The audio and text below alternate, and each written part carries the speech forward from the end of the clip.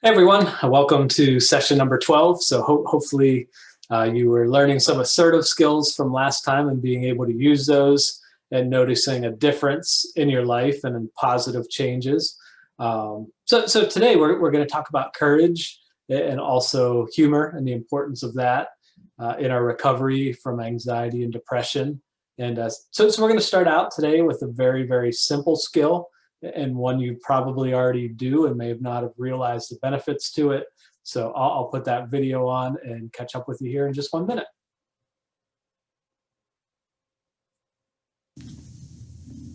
Hey, hope you found some great ways to practice some assertive behavior and, figuring out, where you need to make adjustments in that area if that's playing a part in your anxiety or depression. So for the skill this week, very simple, it's just yawning. And what research has shown a nice big yawn can do for you. So step aside, get out of a crowd, and just go give yourself some 3 big yawns. And so I'm just going out of the manual, but some of the research benefits from a yawn: it cools down the brain, it increases blood flow to the brain, it equalizes head pressure in your ears, increases your oxygen level, it stretches your facial muscles, and it activates oxytocin, which is a pleasure chemical in your brain. So give it a shot. I know for me, when I yawn, it usually makes me feel better. And, that's kind of the background why. So if you find yourself anxious, overwhelmed, whatever it may be, step aside and do your best to give yourself three good yawns to kind of reset all the chemicals in your body. See you next week. So again, just a skill that I'm sure you're already doing and may not have realized some of the tremendous benefits of that. I like to think of a big yawn as kind of hitting the reset button on your body. And, it's always funny and, group time to have people try and practice that. And, with everybody watching, it's almost impossible to throw off a good yawn. Just being able to try that in the privacy of your home, and when you're feeling a little anxious, just excusing yourself to another room and just taking some deep breaths, some big yawns, and really noticing what the benefits of that actually is. So today, I think this is really important to talk about, that the normal cycle of people recovering from anxiety and depression. As you're learning these skills, you're using these skills, most people get a very quick benefit right away. So the positive thinking, the diet, the exercise, the breathing skills, the mindfulness, relaxation, all these things gives them a benefit pretty quickly. And a lot of people will say, I went from my average scale 1 to 10, my anxiety was like always at an 8, and now it's at a 5, or now it's at a 4. And what tends to happen is getting from that 5 or a 4 down to a 2, where ideally you're going to get to, seems to be a much bigger challenge. So if you think about losing weight, normally, like, the first 10 pounds seems to come off pretty quickly. So let's say you set a goal, I want to lose 20 pounds.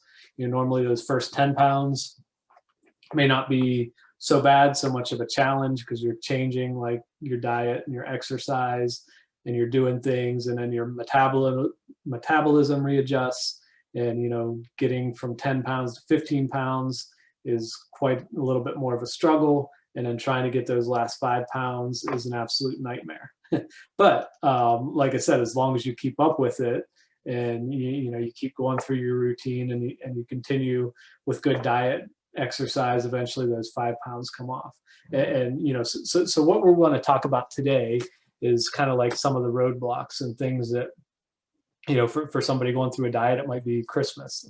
Got to have your Christmas cookies, or Thanksgiving, and vacation, and we're going on a cruise, and those sort of roadblocks that come in the way. Same with anxiety, like there's things that pop up, and behaviors and thoughts that can like keep you from getting some of those final points of moving you in the right direction where you want to get to.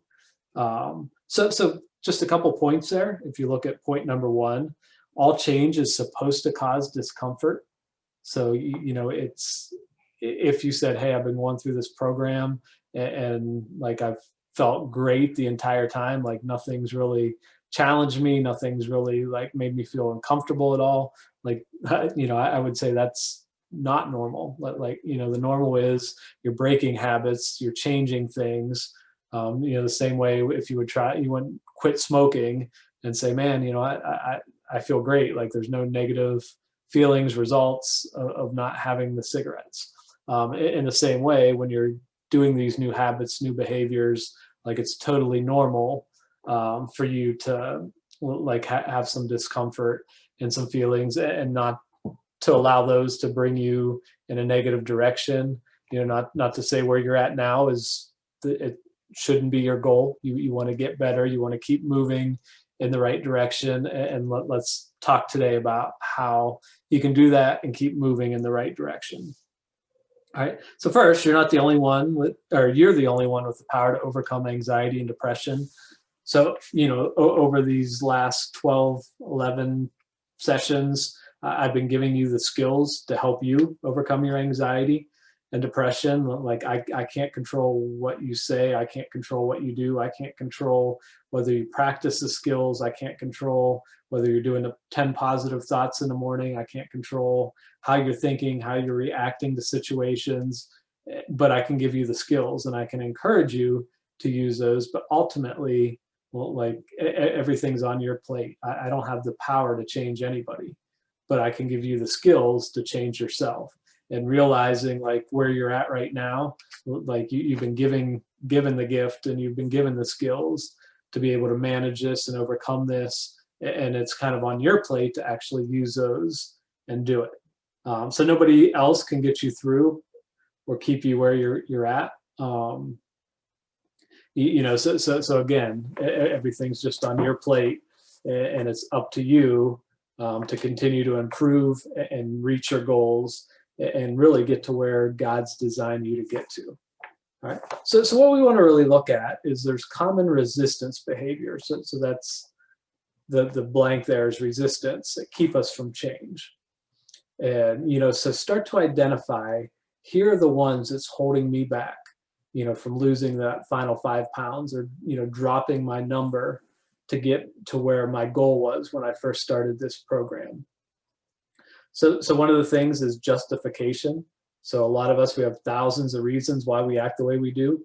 If it wasn't for my job, I wouldn't have this anxiety. If it wasn't for my marriage, if it wasn't for the situation that I'm in. And unfortunately, life is always going to throw that at us. And so the justification that I'm anxious because, and you know what, so sometimes there are like reasons, again, that you should be anxious, that, when you got that sick child or somebody's been in a major accident and those sort of things. But it's the chronic ones where you say like, I can't ever change my anxiety level because of these circumstances. I've seen people in the worst of circumstances that I would never wish upon anyone, and be able to use these skills and being able to manage and getting like their anxiety level into a very healthy range.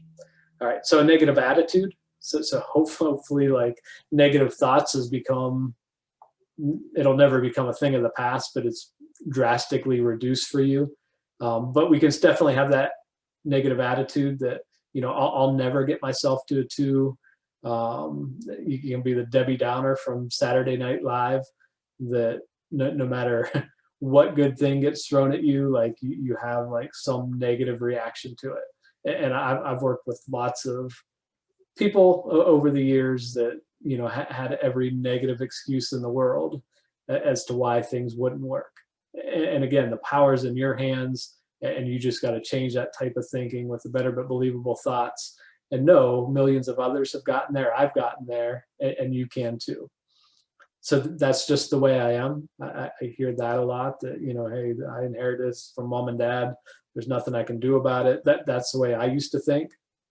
I got to the point where I'm just always going to deal with this and suffer with this, and let me adjust my life rather than like working my way through this. And I'm telling you, you don't have to adjust your life. You don't have to like shut out all your dreams and goals that you've had for yourself. Again, I became a professional magician, sit on stage in front of thousands of people, do a lot of speaking events, teach classes, all those sort of things that I would have thought I could never do 25 years ago when I was really dealing with this big time. So procrastination, a lot of times I'll hear, I'll get serious about these skills and I'll use this when I retire, when I get out of debt, when, so there's always a time you're putting it off to, and just to know there's no better time than now. And going down the list, over analyzing, we love to overthink things. But this isn't rocket science. I remember going to Dave Ramsey. He's kind of like the financial guru in the world of Christianity, and helps people manage their money and debt. And this was like an all-day, like 8-hour seminar that he was speaking at. And he gets introduced. He comes out on stage. He's like, "Hi, my name is Dave Ramsey. I just want to tell you all, like, spend less than you make." Puts the microphone down, walks out. "See ya. That's all I got to tell you." And everybody laughed, and he came back out and said, but that really is like the basis. Staying out of debt and like managing your finances well isn't rocket science. You spend less than you make, and it's the same way with recovering from anxiety. It's not rocket science. You're learning new breathing techniques. You're learning to be positive, and learning new ways of thinking. You're not panicking about panic. Like, none of this is like over the top, like hard to understand. So morals, people think like, maybe I don't deserve to feel better. And I promise you, God created you like not to live in fear, not to live in anxiety and worry.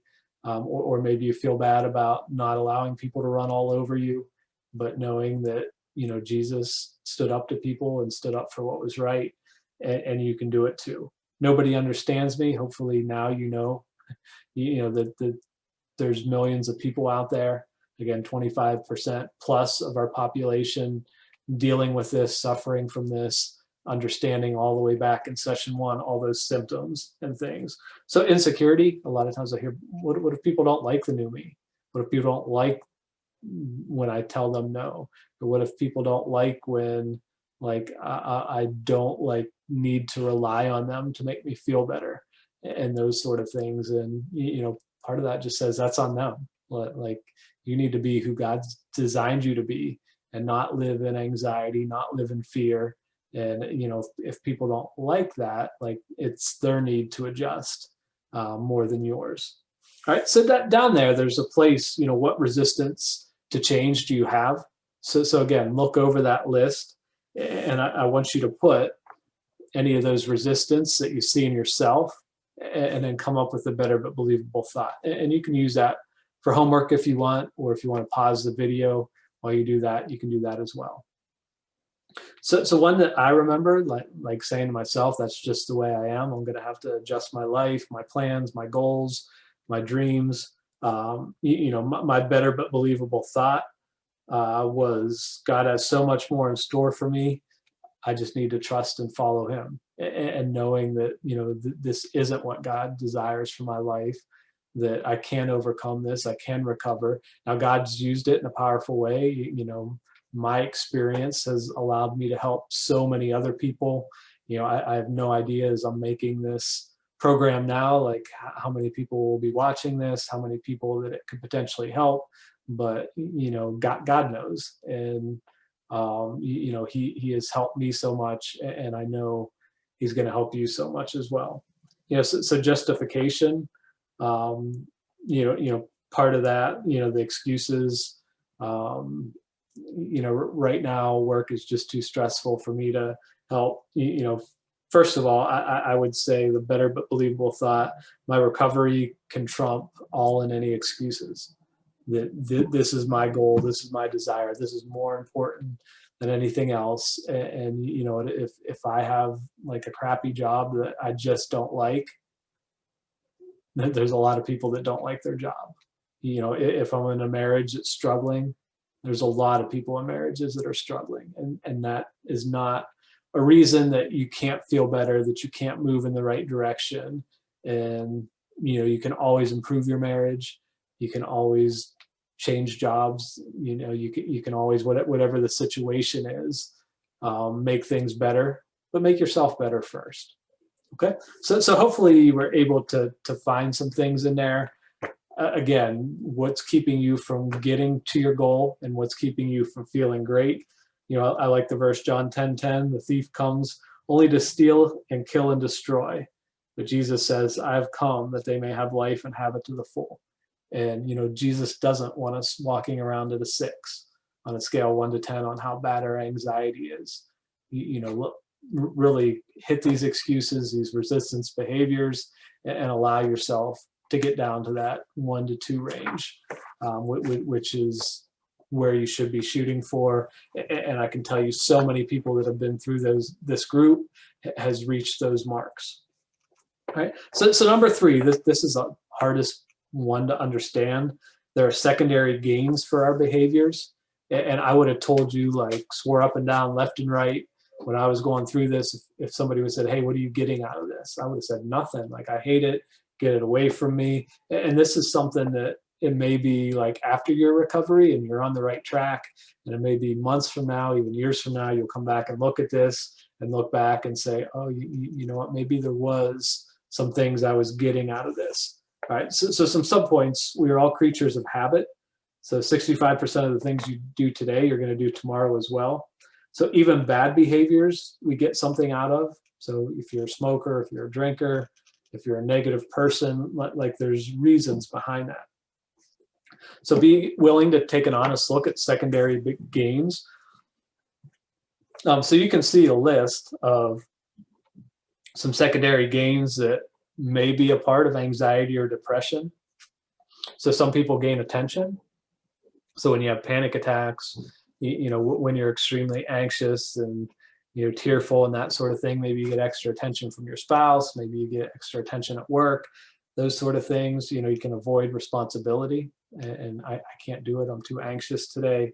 You know, justifying dissatisfaction. Maybe all these bad things are going on in life and your anxiety gives you an excuse card to, like, just be dissatisfied about life. You know, gives you a chance to blame. You know, I can't do my job because my anxiety's through the roof, or, you know, I can't be there for you because it's just too anxiety producing for me. It allows you to avoid things. And, you know, the fear of failure is in there as well. So I'll say, like, back at mine, as I look back, it was kind of like a get out of jail free card. So if there was something I didn't want to do, something I didn't want to go to, it was very easy to say, like, you know, I would love to, but, like, my anxiety has been really bad, and I, you know, I can't go on this camping trip, or I can't help you with this thing because of my anxiety. And it was almost like my anxiety gave me that get out of jail free card that I could just pull out of my pocket when I needed to and use it to my advantage. But I had to realize recovery was so much better and so much more important than that get out of jail free card. And like I said, along the way, I learned some of the assertive behaviors and realized it's okay at times for me to say no, and I don't even need that get out of jail free card. All right. So I like the statement, you know, Dr. Henry Cloud and John Townsend says, we change our behaviors when the pain of staying the same becomes greater than the pain of changing. And you know, so a lot of you came to this program because you said, you know what, it's too painful and it's too bad to, like, stay the way that I am, and I know I need to change. So you're willing to change, but you may have gotten to the point now where your anxiety has dropped to, like, from a severe range to a range where you can tolerate it, deal with it, and you think it's not that bad. So you may be at the point where, like, I've changed enough, and, like, to continue to try and change is more work and more pain than just staying where I'm at. And I'm saying, get that thought out of your head. Like, hit that goal, set it for yourself. I'm going to continue to work at this. I'm going to continue to use the skills. I'm going to get through the program. I'm going to go back and review anything that I need to, and I'm not going to stop until I get down to where I set my goal. So hopefully all that is connecting, making sense. All right, number 4, this is also on humor. So allow time to laugh. Watch funny movies, read funny books, tell jokes, be willing to laugh at yourself. And, we watched that goofy video on the laugh yoga. I think that was the last session or 2 sessions ago, that, whatever you're dealing with, it's okay to laugh about it. And laughing is healing, and that'll actually be one of our skills coming up. But for this, I just want to share one of my favorite comedians. So give me 1 second. I hope I didn't lose you.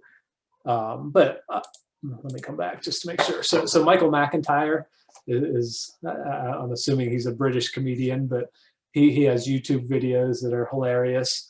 And so this is one he uploaded to his YouTube channel and wanted to share with people. So, I encourage you, if you find him funny, like, subscribe to his channel, watch his other videos. But here's an opportunity now, as you're planning to be here for a session, just to watch a short clip of one of his shows and just laugh about it, and just see how his take on life, and just being willing to laugh, and the healing powers of laughter. And so I hope you enjoy this, and I'll catch up with you to wrap up here in just a few minutes. Do have children, and there are people in this room who don't have children. And the people who don't have children, they think they know, don't they? They think they know. They know what it means to have children. Sometimes they chat about it, don't they, in their little couples. Oh, I'd love to start a family one day with you. It'd be lovely. You'd make a really good dad. Oh, I think you'd be an amazing mom. Wouldn't it be so lovely having little versions of you and me running around? I'd love to have a family. And you think you know what you're talking about. You have no idea. You have no idea what it's like. You have no idea how difficult things will become in your life. Things that you don't even consider to be things will become nearly impossible when you have children. I'm talking about things like leaving the house, for example. This is how people without children leave the house. Shall we leave the house? Yes.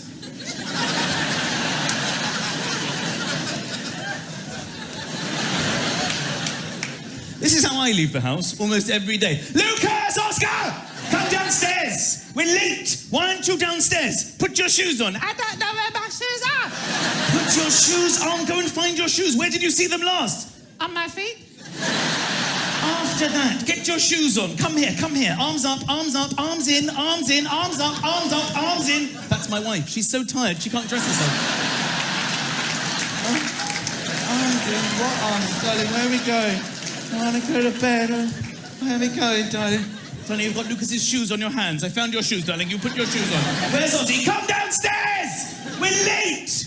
Put your coat on. I don't want to wear my coat. You know, people without children, you know how you do zips up? I've seen how much time you have in your lives. How you focus on it. You get the one with the fabric. You just pop it in, don't you? It nestles in. Then you pause, thinking about your free life and what you might want to do with it later that day. And then you just glide up, don't you? Do you think I have time for that shit in my life? Every single morning. Yeah, oh, I've ruined it. Stay still.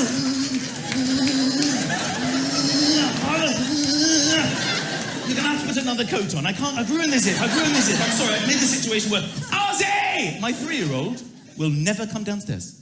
The only way to get him to leave the house is we have to bluff. We have to pretend that we're leaving without him. It's the only way it'll work. We have to all go, bye-bye, Ozzy. We're all going then. We're all going. My other son loves it, the 6-year-old. We're leaving Ozzy. We're going to stay here. I hate him.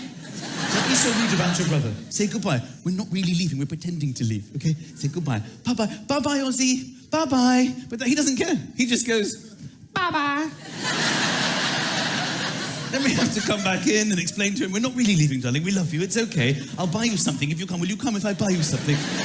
This is every single time we leave the house. The other day, we're leaving the house, and I just had enough. I just said to my wife, I'm sorry, I can't do this. We're bluffing. We're saying bye-bye to him. Then my wife says, let's go and get him. I'm like, stop, no, I've had it. No, stop.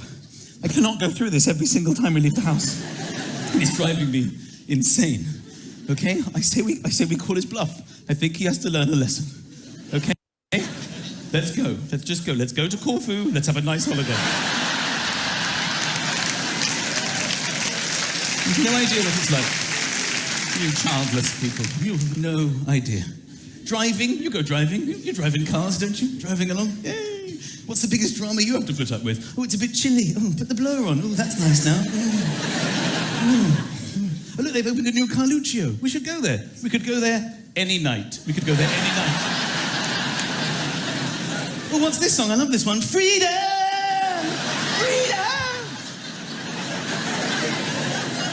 I strap my children into the car.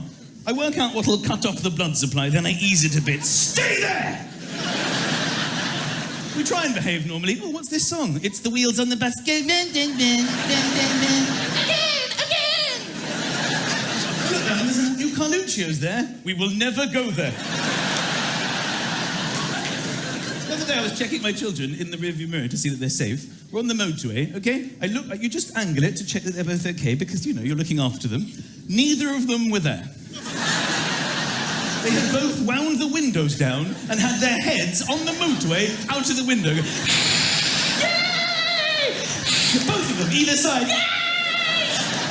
My wife and I just lost it. They can't hear us. They're having the times of their lives. Yeah! Daddy! What you said, Daddy? On the motorway, going 80 miles an hour to stick my head out of my window to try and communicate with my child. Get in the car! What are you saying? My wife's doing it too. Get in the car! What is it, Daddy? All four of us had our heads out of the window.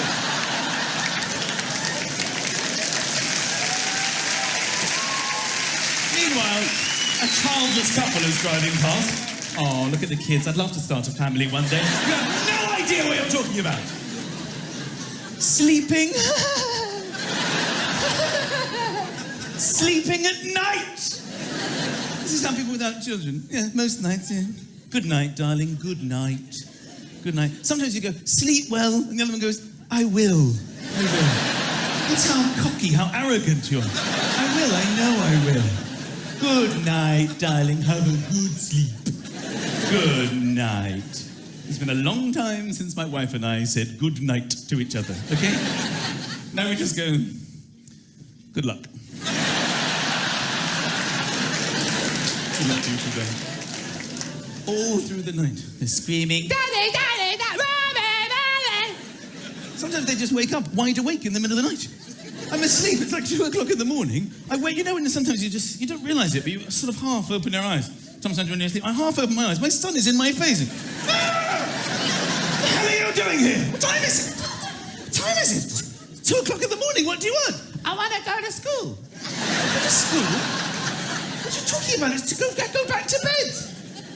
I've got my shoes on. You do, you found your shoes. I fixed my jacket. How did you... Done up. What are you doing? It's 2 o'clock in the morning, you idiot. Go to bed. Where's Ozzy? He's by the front door. He's never been there in his life. It's 2 in the morning. You have no idea. So hopefully you got some humor out of that and enjoyed that. And again, you know, don't be afraid to laugh. Don't be afraid to use humor, and you know, not to take life so seriously, and you know, being able to enjoy every day that God's created you for, and to be able to enjoy that and have that full and abundant life. All right. So looking at the homework, I want you to kind of look again. You're going to be practicing all the skills and everything that you've learned, and keep putting the pieces of that puzzle together. But just a short assignment: ask someone close to you the most positive change they've seen in you in the last, if it's been 3 months since you started, 2 months, 4 months, 6 months. You know, so think back to when you started this and just use that as a gauge. You know, what's the biggest positive change you've seen in me over the last 4 months? And then part number 2, ask that same person, you know, one thing that they see that you still need to change as far as anxiety or depression goes. Like, where do you still see me being negative? Where do you still see me struggling? And what do you see from the outside where I still need help? And again, keep practicing all the skills, exposing your amygdala. That's a little, I don't know if we even talked about this. Like, so this is what your brain looks like. And inside there's a little walnut-sized piece called the amygdala, and it's where a lot of your anxiety and depression like stems from. And so that's the part of the brain that we're targeting with these new habits, these new behaviors, and just stick with it, keep it up, set those goals, whatever the resistance behaviors you've written down and found yourself in. Use a better but believable thoughts, overcome those, and set your mind that you're going to be the person God designed you to be. And can't wait to hear all about that, and also to see you in the next session for session 13. See you then.